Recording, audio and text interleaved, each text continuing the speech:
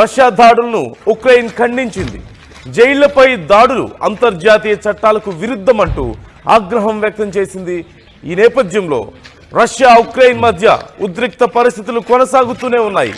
ఈ మధ్య కాలంలో ముఖ్యంగా రష్యా వరుస దాడులకు పాల్పడుతూనే ఉంది. భారీ ఎత్తున డ్రోన్లు, మిజైల్స్తో ఉక్రెయిన్ మీద దాడుల పరంపర కొనసాగిస్తోంది. ఉక్రెయిన్ కూడా ఈ దాడులను ఎదుర్కొనే ప్రయత్నం చేస్తున్నప్పటికీ కూడా నష్టం మాత్రం భారీగా చవి చూస్తున్న పరిస్థితి మనకు కనిపిస్తుంది. ఓవైపు డ్రోన్స్ను ఎదుర్కొనడానికి కొన్ని నెట్స్ను కూడా కట్టిన పరిస్థితి మనం చూస్తాం. ముఖ్యమైనటువంటి ప్రాంతాల్లో రహదారుల వెంట నెట్స్ ఏర్పాటు చేయడానికి కూడా మనం చూసాం. అలాగే యాంటీ డ్రోన్ సిస్టమ్ను తీసుకొచ్చింది ఉక్రెయిన్. అలాగే అమెరికా నుంచి మిజైల్స్ని ఇంపోర్ట్ చేసుకుంటోంది, వెపన్స్ని ఇంపోర్ట్ చేసుకుంటోంది, టెక్నాలజీని ఇంపోర్ట్ చేసుకుంటున్నటువంటి పరిస్థితి కూడా మనకు కనిపిస్తుంది. ఈ నేపథ్యంలో ఉక్రెయిన్ కొంతవరకు బలమైన పోటీ రష్యాకి ఇస్తున్నప్పటికీ కూడా పూర్తి స్థాయిలో రష్యా దాడుల నుంచి తప్పించుకోలేకపోతుంది. తిరిగి రష్యాను ఆ స్థాయిలో దెబ్బ కొట్టడంలో అంత సక్సెస్ అవ్వలేకపోతుంది. మరోవైపు మనం చూస్తున్నాం, అమెరికా ఈ మధ్య కాలంలోనే ఉక్రెయిన్కు ఆయుధాల ఎగుమతిని పునరుద్ధరించిన పరిస్థితి మనం చూసాం. గతంలో బైడెన్ ఉన్న సమయంలో ముఖ్యంగా ఉక్రెయిన్కు కనుక ఇలాగే ఆయుధాలను కొనసాగిస్తూ పోతే బైడెన్ ఉన్న సమయంలో ఉక్రెయిన్కు ఆయుధాలు పెద్ద ఎత్తున అందించింది, అమెరికా సపోర్ట్ అందించింది. ట్రంప్ వచ్చిన కొత్తలో ఆయుధాలను ఇలాగే అందించుకుంటూ పోతే మా ఆయుధాలు ఖాళీ అయిపోతాయని చెప్పి అమెరికా ఆయుధాల ఎగుమతిని ఆపేసింది ఉక్రెయిన్కి. ఈ నేపథ్యంలో ఉక్రెయిన్ చాలా ఇబ్బంది పడ్డటువంటి పరిస్థితి. తర్వాత కొన్ని చర్చలు జరిగిన తర్వాత తిరిగి ఆ ఒప్పందాన్ని పునరుద్ధరించుకున్న పరిస్థితి కూడా మనం చూసాం. ఇప్పుడు ఉక్రెయిన్కు అమెరికా ఆయుధాలు అందుతుండడం కొంతవరకు కలిసి వచ్చే అంశం అయినప్పటికీ కూడా పూర్తి స్థాయిలో అది సరిపోవడం లేదు. మరోవైపు ఈ రష్యా ఉక్రెయిన్ మధ్య ఉన్నటువంటి ఈ భీకర యుద్ధాన్ని ఆపేందుకు నేను సిద్ధంగా ఉన్నాను అని ప్రపంచ శాంతి దూత ముందుకు వచ్చారు. మరొకసారి అంటే ఇక్కడ మనం కేపాలనుకుంటాం శాంతి దూత, ప్రపంచ శాంతి దూత అంటే ఖచ్చితంగా కాదు. అమెరికా అధ్యక్షుడు డొనాల్డ్ ట్రంప్ ఆయన ఇప్పుడు ప్రపంచ శాంతి దూతగా మారే ప్రయత్నం చేస్తున్నారు. ప్రపంచ దేశ యుద్ధాలన్నీ నేను ఆపుతానని చెప్తున్నారు. కాబట్టి ఈ మధ్య చాలా సందర్భాల్లో ఉక్రెయిన్కు రష్యాకు చెప్పారు యుద్ధం వద్దు ఆపేయండి అని చెప్పి. ఓ పక్క ఉక్రెయిన్కు ఆయుధాలు సప్లై చేస్తున్నారు. ఉక్రెయిన్ ఒకనొక సమయంలో ఆయన చాలా ఇబ్బంది పెట్టినటువంటి పరిస్థితి మనం చూసాం. మరోవైపు ఇరాన్ విషయంలో ఆయన వ్యవహరించినటువంటి తీరు మనం చూసాం. కానీ రష్యాకు ఉక్రెయిన్కు మాత్రం యుద్ధం ఆపండి అని చెప్తూ ఉంటారు. ఈ నేపథ్యంలో ఆయన చెప్పినటువంటి మాటలను రష్యా ఎప్పుడూ లెక్క చేయలేదు. అయితే రష్యాకు వార్నింగ్ కూడా ఇచ్చిన విషయం మనం చూసాం. అమెరికా ముఖ్యంగా డొనాల్డ్ ట్రంప్ 50 రోజుల సమయం ఇస్తున్నాను, ఈ 50 రోజుల సమయంలో రష్యా దారిలోకి వస్తే ఓకే, లేదంటే రష్యా సంగతి తేల్చేస్తా అంటున్నారు. అంటే రష్యాతో యుద్ధం చేస్తారా అంటే కాదు. ఆ పరిస్థితి ఖచ్చితంగా అమెరికా వెళ్ళదు, రష్యా కూడా అందుకు సిద్ధంగా ఉండదు అంత పెద్ద దేశాల మధ్య యుద్ధాన్ని. కాకపోతే నేను సుంకాలు విధిస్తాను. అమెరికా ఎప్పుడు చెప్పేది, ముఖ్యంగా ట్రంప్ ఎప్పుడు చెప్పేది ఏంటంటే బలమైన కత్తి నా దగ్గర ఒకటి ఉంది, అదే వ్యాపారం అనే బలమైన కత్తిని వాడి నేను యుద్ధాలన్నింటినీ కూడా ఆపేస్తాను అని చెప్తూ ఉంటారు. ఆయుధంగా దాన్ని మలుచుకున్నారు. ఈ నేపథ్యంలో రష్యా మీద నేను భారీగా సుంకాలు విధిస్తాను అంటున్నారు.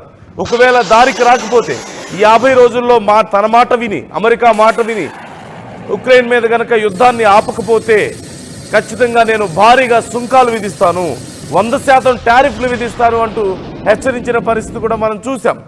కానీ రష్యా మాత్రం ఏమాత్రం పట్టించుకోవడం లేదు, కనీసం ట్రంప్ మాటల్ని లెక్క చేయడం లేదు. అఫ్కోర్స్ ఈ మధ్య కాలంలో ట్రంప్ మాటల్ని ప్రపంచ దేశాలు చాలా లెక్క చేయడం లేదు. ఈవెన్ చిన్న దేశాలు కూడా చివరికి ఇరాన్ మీద దాడి చేస్తే తిరిగి అమెరికా పోస్టుల మీద ఇరాన్ దాడి చేసింది. ఏం చేయగలిగారు? హౌతీలు లాంటి వాళ్ళు కూడా వచ్చి అమెరికాకి సంబంధించి ఇజ్రాయెల్కి సంబంధించినటువంటి పెద్ద షిప్పుల్ని ధ్వంసం చేస్తుంటే ఏం చేయగలుగుతున్నారు? మరోవైపు మనం చూసాం బ్రెజిల్ లాంటి దేశాలు కూడా అమెరికాకు వార్నింగ్లు ఇస్తున్న పరిస్థితి. నీకు అంత సీన్ లేదు, నువ్వేం పెద్ద కింగ్ అనుకుంటున్నావా అని చెప్పి మాట్లాడుతున్న పరిస్థితి. ఏం చేయగలిగారు? ఇవన్నీ కాదు, యుద్ధాలన్నీ నేనే ఆపేస్తున్నా అని చెప్తున్నారు. ఎక్కడా జరిగింది ఏమీ లేదు. ఆయన వల్ల ఏం జరిగింది? ఇంకా సమస్యలు పెరుగుతున్నాయి. మొన్న పాకిస్తాన్ ఇండియా యుద్ధం గురించి మాట్లాడుతూ ఇండియాకి సంబంధించినటువంటి జట్లు కూలిపోయాయని చెప్పి మాట్లాడి నానా గందరగోళం సృష్టించారు. నేనే మొత్తం అంతా చేశానని చెప్పేశారు. తీరా చూస్తే ఆయన చెప్పిన తర్వాతనే అక్కడ ఇరాన్ వ్యవహరించినటువంటి తీరు మనం చూసాం. ఇరాన్ ఇజ్రాయెల్ విషయంలో, ఇక్కడ పాకిస్తాన్ ఇండియా విషయంలో పాకిస్తాన్ కాల్పుల విరమణకు పాల్పడ్డాన్ని మనం చూసాం. ఇలా ఎక్కడా కూడా ఆయన మాట వినడం లేదు. రష్యా విషయంలో కూడా అలాంటి ఆంక్షలే పెట్టారు. చిన్న చిన్న దేశాలే ఆయన మాట విన్నప్పుడు రష్యా వింటుందా ఆయన మాట?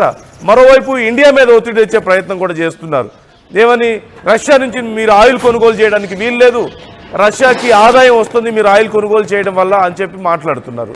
80% పైగా ఆయిల్ ఇంపోర్ట్స్ ఇండియాకి అవసరం, బయట నుంచి ఇంపోర్ట్ చేసుకోవాల్సిందే. ఇండియాకి లేదు, ఎక్కడ కూడా ఆయిల్ నిల్వలు లేవు అంత భారీ ఎత్తున. 80% బయట నుంచి ఇంపోర్ట్ చేసుకోవాల్సిన పరిస్థితుల్లో అత్యంత పెద్ద దిగుమతిదారుడిగా ఉన్నటువంటి ఇండియాని రష్యా వదులుకుంటుందా? లేదు.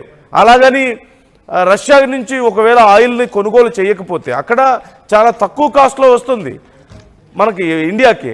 అలాంటప్పుడు ప్రపంచ దేశాలతో, ఇతర దేశాలతో పోల్చుకుంటే అక్కడ మనకి బెనిఫిట్స్ ఎక్కువ ఉన్నాయి, తక్కువ కాస్ట్లో వస్తుంది.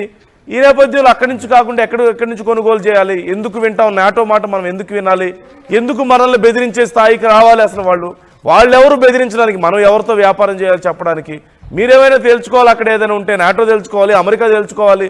నిజంగా రష్యాతో మీరు చేయదలుచుకుంటే ఏదైనా సరే అక్కడ మీరు చేయలేక ఇక్కడ మాకు వచ్చి ఆంక్షలు పెడతామంటే ఎలా అంటూ ఆల్రెడీ మన రాయబారులు మాట్లాడుతున్నారు. భారతదేశం యొక్క విధానం ఈ విషయంలో ఇలాగే ఉంది. సో ఓవరాల్గా రష్యా ఉక్రెయిన్ మధ్య జరుగుతున్నటువంటి ఈ భీకర దాడులు కొనసాగుతున్నాయి. రష్యా చేస్తున్నటువంటి వరుస దాడులతో ఉక్రెయిన్ అతలాకుతలం అవుతుంది. ఇప్పుడు ఉక్రెయిన్లో ఉన్నటువంటి ఒక జైలు మీద రష్యా భీకర దాడి చేసింది. ఈ దాడిలో 17 మంది ఖైదీలు మృతి చెందారు, 80 మందికి తీవ్ర గాయాలయ్యాయి. మనం విజువల్స్లో చూస్తున్నాం ఎంత దారుణ పరిస్థితులు ఉక్రెయిన్లో ఉన్నాయో మనకు కనిపిస్తుంది. ఒకసారి ఆ విజువల్స్ చూద్దాం. ఆ పరిస్థితులు ఎలా, యుద్ధం ఎలా జరుగుతుందో, నష్టం ఎలాంటిదో మనం చూద్దాం.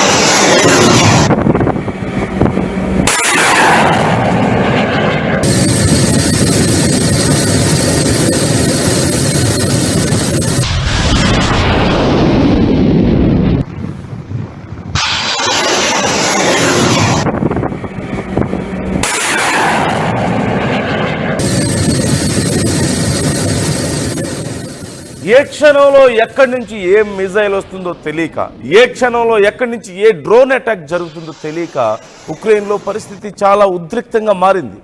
ఉక్రెయిన్ రష్యా చేస్తున్నటువంటి భీకర దాడులకు తిరిగి ఆ స్థాయిలో దాడులు చేయలేని పరిస్థితి.